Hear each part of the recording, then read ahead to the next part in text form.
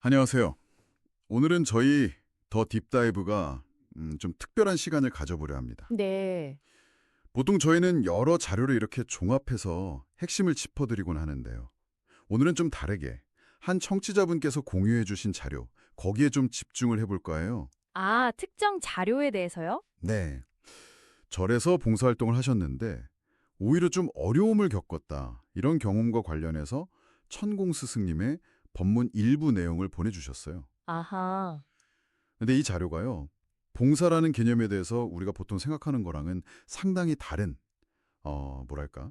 아주 흥미롭고 때로는 좀 도발적이기까지 한 관점의 제시하더라고요. 네, 맞습니다. 저도 봤는데, 그래서 이것만으로도 한번 깊이 들여다볼 가치가 있겠다. 이렇게 판단하신 거군요. 네, 맞아요. 그래서 오늘은 이 자료 하나를 좀 깊게 파보려고 합니다. 네, 좋습니다. 이 자료가 시작부터 아주 강렬하죠? 인류는 아직 봉사한 적이 없다. 딱 이렇게 선언하고 시작하거든요. 와, 봉사한 적이 없다니 정말 세네요. 네. 우리가 흔히 봉사라고 생각하는 행위들 있잖아요. 뭐 어려운 이유 돕거나 기부하거나. 그렇죠. 일반적인 생각이죠. 근데 그게 실제로는 진정한 의미의 봉사가 아니고 오히려 자기 자신의 배움, 또 성장을 위한 과정, 그러니까 공부에 가깝다. 이렇게 주장해요. 아, 공부다. 네. 이 관점이 기존 통념과는 워낙 거리가 있어서 저도 처음 딱 봤을 때는 약간 좀 당혹스럽기도 하더라고요. 그렇죠. 심지어 빵 없는 사람한테 빵 주는 거, 뭐 돈 없는 고아원에 돈 주는 거, 이런 것조차 봉사가 아니라고 하니까요. 맞아요. 그게 봉사가 아니라 그 사람들을 만나러 또는 그 장소에 갈 자격을 얻기 위한 행위다. 뭐 이렇게까지 해석을 하더라고요. 자격을 얻는다. 네. 그러면서 도움받는 사람이 감사합니다 하면 그 말에 자기도 모르게 우쭐해지기 쉬운데 그 순간 내가 도왔다는 착각에 빠진다. 뭐 이런 경고도 하고요. 상당히 날카로운 지적이네요. 자, 그러면 이 자료는 왜 우리가 보통 착한 일, 선행이라고 부르는 행동들을 봉사로 보지 않는 걸까요? 그 근거가 궁금한데요. 네. 이 자료의 핵심 논리는 그가 같아요. 어려운 상황에 처한 사람을 만났을 때요. 이걸 그냥 내가 도와줘야지 하는 기회로만 볼 게 아니라는 거죠. 그럼 어떻게 봐야죠? 오히려 왜 이 사람들이 이렇게 어렵게 살지? 이걸 탐구하는 공부의 기회로 삼아야 한다 이겁니다. 아, 공부의 기회? 네. 단순히 물질적으로 뭘 좀 도와주는 건 어떻게 보면 좀 피상적인 접근일 수 있고 더 중요한 건 그 상황 뒤에 있는 근본적인 원인, 그걸 이해하려고 노력하는 거라는 거죠. 그렇군요. 자료에서도 직접적으로 언급해요. 갔으면 뭘 해야 되냐? 왜 이 사람들이 이렇게 어렵게 살지? 이걸 공부하라고 보낸 겁니다. 딱 이렇게요. 아, 그러니까 어떤 연민이나 동정심에서 바로 물질적인 도움을 주는 것보다는 그 현상을 통해서 더 깊은 어떤 사회 문제나 인간적인 문제의 본질, 이걸 파악하려는 노력이 먼저다. 그런 의미로 해석이 되네요. 네네. 그런 맥락인 거죠. 그렇게 보면 도움을 주는 행위 자체가 목적이 아니라 그 과정에서 깨달음을 얻는 수단이 되는 셈이고요. 흥미롭네요. 그리고 더 나아가서 경제적으로 좀 여유가 있는 사람에 대한 해석도 좀 독특해요. 아, 돈이 있는 사람은 어떻게 보나요? 자료에 따르면 이제 하느님이라고 표현하는데 신이 누군가에게 재물을 준 것은 그 돈으로 그냥 다른 사람 막 도우라는 뜻이 아니라는 거예요. 그럼요. 그 재물을 바탕으로 더 깊고 수준 높은 공부를 할 수 있는 환경을 만들어준 거다. 이렇게 봐요. 아, 경제적 여유는 공부할 기회다. 그죠? 세상을 더 깊이 이해하고 자기 역량을 키울 기회이지 단순히 그걸 나눠주면서 나 좋은 일 했다 하고 만족감 느끼라는 의미는 아니라는 거죠. 그렇군요. 네가 도왔는지 안 도왔는지 시간 지나 보면 정확하게 가르쳐준다. 이 말이 참 의미심장하게 다가오네요. 그러면 네, 그렇죠. 약간 경고처럼 들리기도 하고요. 돕지도 않았는데 도왔다고 착각하면 그 결과가 결국 자기한테 돌아올 거다. 뭐 이런 뉘앙스. 맞아요. 자료에서도 봉사하다가 뭐 사고를 당하거나 하는 사례들을 들면서 그게 봉사에 대한 벌 이런 게 아니라 내 벌이 아니라 그 상황 자체를 통해 뭔가를 배우고 성찰할 기회다. 이렇게 해석하는 부분도 참 저희가 보통 생각하는 인과응보나 선행에 대한 보상 이런 거랑은 좀 다르더라고요. 맞아요. 심지어는 이런 해석까지 내놔요. 도움을 받는 사람이 있잖아요. 그 사람이 오히려 도움을 주는 사람한테 깨달음을 주려고 어려운 상황을 일부러 희생하고 있을 수도 있다는 거예요. 아, 희생이요. 네, 쟤는 희생을 하면서 나를 일깨우려고 지금 어려운 걸 겪고 있어. 거기서 공부를 해야지. 이런 구절이 있거든요. 그 시각을 보여주는 거죠. 와, 그러면 이게 돕는다는 행위의 방향성이나 결과 평가가 진짜 복잡해지는데요. 그렇죠. 그러니까 행위 자체보다는 그 행위를 통해서 어떤 배움과 깨달음을 얻느냐, 그 질이 중요하다는 걸 계속 강조하는 거죠. 그렇다면 이 자료가 궁극적으로 말하고자 하는 진짜 도움 혹은 진짜 봉사는 뭘까요? 개인적인 차원의 어떤 자선 활동을 넘어서는 더 크고 근본적인 걸 말하는 것 같은데요. 네, 맞아요. 그 방향성을 세 가지로 딱 제시합니다. 세 가지요? 네. 첫째는 민족의 역사적 사명을 이루는 것. 둘째는 조상의 얼을 빛내는 것.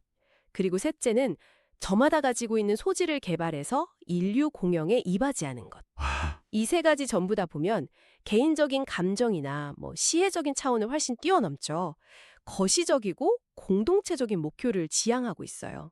민족의 사명, 조상의 얼, 인류 공영. 와, 스케일이 정말 크네요. 그러면 이 자료의 관점에서 보면 대한민국 사람을 키우는 목적이라는 게 그냥 어려운 이웃한테 빵 한 조각 나눠주는 그런 소박한 인정을 넘어서 네, 넘어서. 인류 전체의 문제에 대해 고민하고 해결책을 찾는 데 기여해야 할 수 있는 큰 인물, 그러니까 인재를 키우는 데 있다.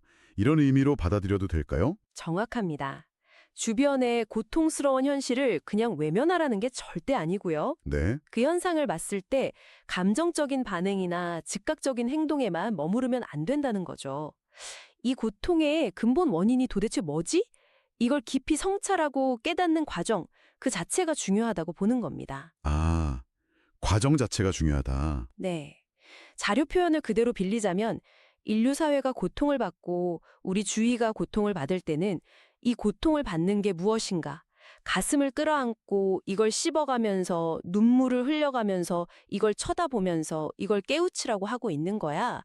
이런 구절이 있어요. 딱 그 의조가 드러나죠. 네.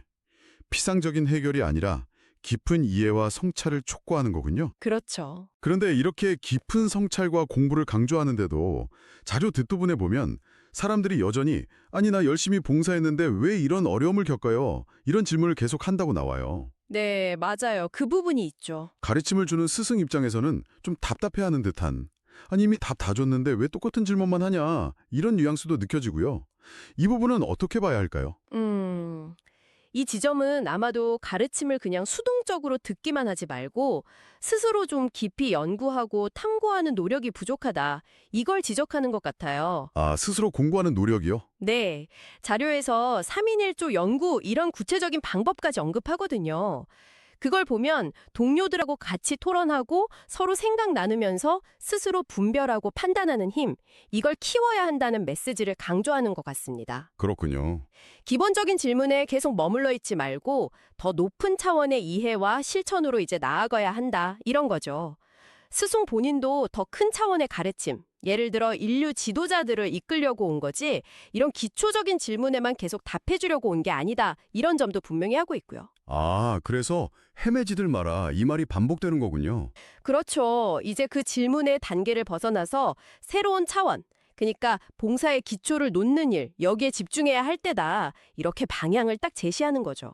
그리고 그 구체적인 첫걸음으로 아주 명확하고 실천적인 목표를 제시하죠. 바로 대한민국 자살제로 프로젝트. 네, 맞아요. 그게 딱 나오죠. 이 부분이 상당히 좀 우회면서도 구체적이어서 눈길이 가더라고요. 네.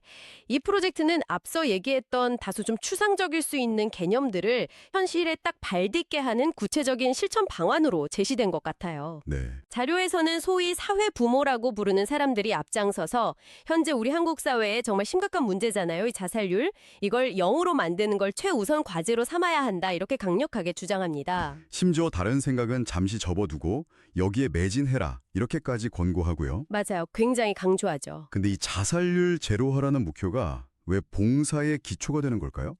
얼핏 보면 그냥 중요한 사회 운동 목표 중 하나 같은데 이걸 모든 봉사의 시작점, 근본으로 삼는 이유가 있을까요? 네, 그 이유를 자료의 논리를 따라가 보면요. 이게 단순한 사회 문제 해결, 그 이상이라는 거예요. 아, 그 이상이다. 네, 이게 진정한 의미의 봉사, 그러니까 아까 말했던 인류 공영에 이바지하는 단계로 나아가기 위한 가장 첫 번째, 그리고 필수적인 관문이다 이렇게 보는 거죠. 첫 번째 관문. 네, 2030년까지 이 목표를 달성해야만 나중에 국제사회가 한국에 도움을 요청하러 올 때 우리가 그들을 이끌고 도울 수 있는 자격을 갖추게 된다는 논리예요. 아, 자격. 네, 비유하자면 우리 집안의 가장 아픈 문제, 우리 형제들의 고통조차 해결 못하면서 어떻게 남의 집안 문제, 더 나아가서 세계적인 문제 해결에 나설 수 있겠냐 이런 어떤 현실적인 자기 성찰, 그리고 역량 증명의 요구, 뭐 이렇게 볼 수 있는 거죠. 아, 그렇군요.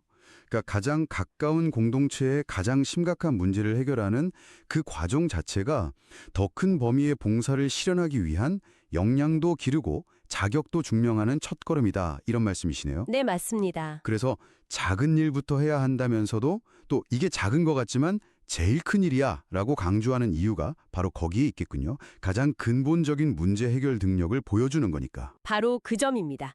그리고 이 프로젝트의 성공을 더 큰 그림하고 연결시키죠. 더 큰 그림이라면요? 대한민국 자살 제로 프로젝트가 성공하면 이걸 기반으로 해서 세계 자살 제로 프로젝트로 확장하고 궁극적으로는 이게 인류 평화 운동의 시작점이 될 거다. 이런 비전까지 제시하고 있어요. 와, 대한민국 자살 제로에서 세계 자살 제로, 그리고 인류 평화까지. 네, 개인 차원의 도움을 넘어서 사회 문제 해결, 그리고 인류 전체의 평화에 기여하는 어떤 거대한 흐름의 출발점으로 이 프로젝트를 딱 자리매김하는 거죠. 그렇기 때문에 다시 한번 헤매지 마, 좀 이렇게 강조하면서 이 명확한 목표에 집중해라 이렇게 강하게 촉구하면서 마무리가 됩니다. 오늘 저희가 함께 깊이 들여다본 이 자료, 정말 봉사라는 단어에 담기는 길을 근본적으로 다시 생각하게 만드는 아주 독특한 관점을 제시했습니다. 네, 그렇죠. 단순한 자선이나 구호를 넘어서 문제의 근원을 파악하려는 공부의 자세, 이걸 강조하고 또 개인적인 만족을 넘어서 공동체와 인류 전체에 대한 기여라는 거시적인 목표를 진짜 봉사로 설정하고 있다는 점, 이게 참 인상 깊었습니다. 네, 특히 대한민국 자살 제로 프로젝트를 그 구체적인 시작점이자 기초 단계로 딱 제시한 부분은 뭐랄까 상당히 파격적이면서도 또 구체적인 제안이었던 것 같아요. 네, 이 자료는 듣는 당신에게 돕는다는 행위의 본질이 과연 뭘까?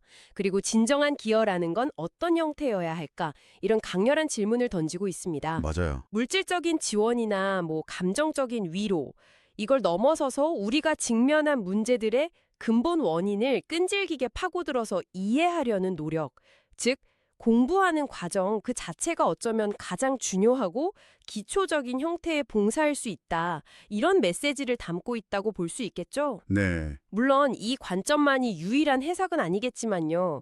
봉사에 대한 우리의 이해를 좀 확장시키는 계기는 분명히 될 수 있을 것 같습니다. 네, 오늘 나눈 이야기를 바탕으로 마지막으로 청취자 여러분께 생각해볼 질문을 하나 던져보고 싶습니다. 이 자료가 제시하는 관점, 그러니까 당장의 어떤 구호 활동이나 물질적 지원에 집중하기보다는 우리 사회가 겪고 있는 다양한 문제들의 근본 원인을 깊이 탐구하고 이해하는 데 더 많은 에너지를 쏟는 방식이요. 네. 이 방식이 장기적으로 봤을 때 우리 사회의 어떤 고질적인 문제들을 해결하는 데 있어서 혹시 어떤 새로운 가능성 혹은 우리가 미처 생각하지 못했던 해결의 실마리 이런 것들을 제공할 수 있을까요? 이 질문을 잠시 마음에 품고 오늘 다룬 내용을 한번 곱씹어보는 시간을 가져보시는 것도 의미 있을 것 같습니다.